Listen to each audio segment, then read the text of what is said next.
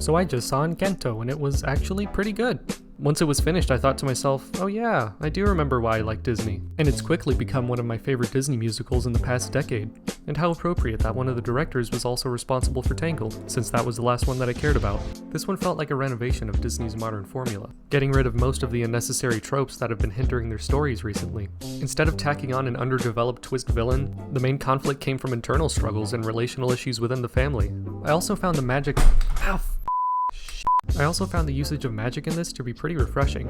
It wasn't used as a deus ex machina to solve everyone's problems in the end, and the family had to resolve their issues more so in spite of what it caused, which is way more interesting to me than yet another story about a superpowered family trying to save the world from being destroyed. The smaller scope and personal stakes of the movie was exactly why I connected to it, not because it was some massive spectacle insisting its importance. Another reason I connected to it was because of its presentation. Nowadays, it really takes something special for me to look back at a Disney movie and truly appreciate how it's presented. Since their animation peaked long ago, I'm not just impressed because of how pretty they can make things look.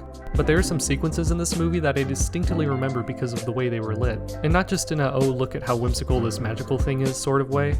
I'm talking about how it exemplifies the mood and tone of what's being said lyrically or how a character is feeling, which lended itself very well to the non-diegetic musical sequences. And speaking of which, this is the first time in a while that I felt the urge to revisit a new Disney soundtrack. Not only do I find the story context of these songs to be a lot more satisfying than Frozen and Moana, but as far as I'm concerned, there were pretty much no duds in the soundtrack. Each of them are very well paced in how they drive the story forward, and in how they reveal character traits without ever feeling like it's bringing the movie to a grinding halt, on top of already being well written and performed songs.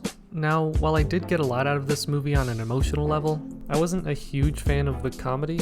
I found myself laughing more at the exaggerated body language and sight gags more than anything else, which fortunately takes up a lot of the movie, because I found a lot of the written jokes to be kind of predictable. It didn't get on my nerves as much as it did in other recent Disney projects because this had more substance to offer beyond the comedy, but it's still a standard that I think was reached in the past. Like Timon and Pumbaa, for example, never had to do anything super exaggerated in order to be funny.